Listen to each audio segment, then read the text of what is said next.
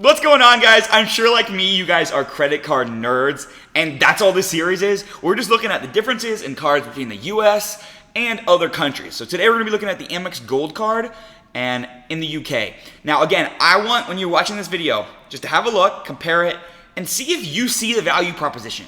Because a lot of the time in the US, we're so used to like most cards being like pretty justifiable that a lot of the time it's hard to see. But again, I haven't seen this. Coming in here blind with you, it's just this, this series is just for enjoyment. I'm loving doing it, so it's really interesting.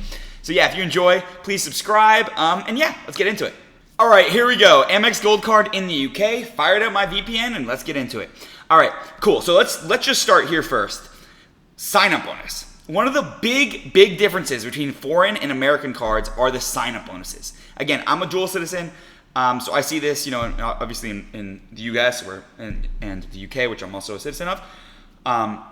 But yeah, this is like completely different than you'd see. So let's look at the sign-up bonus. 25,000 MR points plus an extra 3,000 points, so that's 28,000, plus spend anything in month 15 and get 5,000 MR points. So that's like a 33,000, point bonus for 3,000 of spend.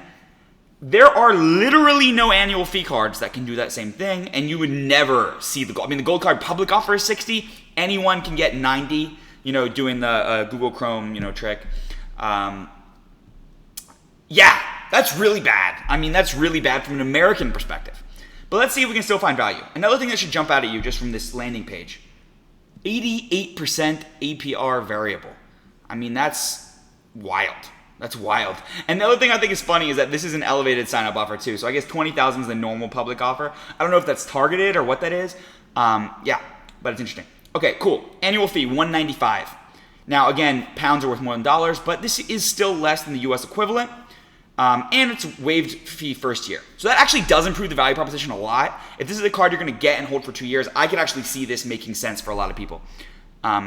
All right, so let's see the multipliers. Again, another adjustment. The multipliers are almost never generous even on premium credit cards, as we've seen before.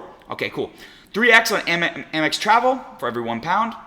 2x on purchases made directly with airlines. 1 point for every spent, and then 9,000 referrals. So again, even the referral bonus is less, which makes sense. These are always a lot less valuable because of EU legislation, is my understanding. All right, again, 3x on AMEX travel. Now, the gold card does have this in the US too, except it's actually less valuable because a pound is like $1.32 dollars. So if you think about it, this is like for spending $1.23, you get 3 MR points, and the MR points are the same. But let's talk about really, where the AMEX Gold Card shines, which is obviously the credits. Now, of course, in the US, AMEX is the Gold Card's a dining card. It doesn't really seem that tailored around dining. However, as you can see here, they have a same kind of idea of doing that dining credit. So you get twice a month, £5 back. Wow, bi-monthly credits. I mean, can you imagine if they do that in the US? They're gonna try, but that just sucks. That's really annoying. You have to buy twice, to do it. Again, if you're someone who orders out a lot, that makes sense, but not great.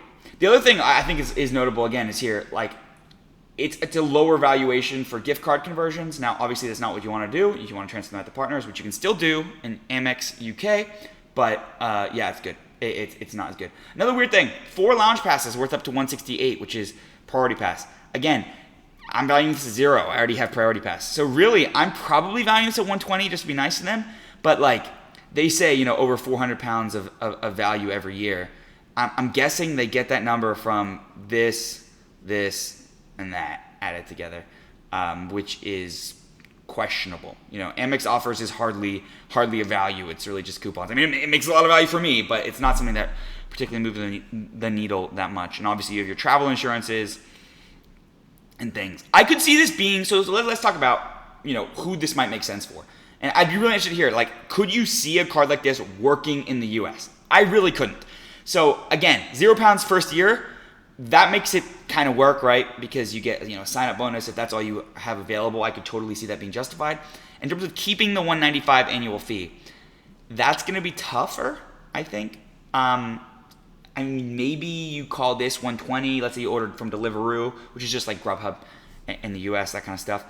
And then like you only fly 4 times a year, so it's like you're getting, it's the equivalent to paying, what would that be, 75 pounds for lounge access.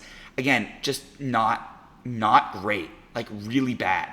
Especially bad because when you consider that the US Amex Gold card gets 4x on global restaurants. So you'd be better off getting the US card and using that in the UK. So yeah, it's really not great, but yeah. Anyway, guys, that's the video for today. I hope you did enjoy it. If you did, please subscribe down below. I'm just having fun here, guys. Just trying to grow the channel, just have fun with you guys. So if you enjoyed it, please subscribe, and I'll see you in the next one.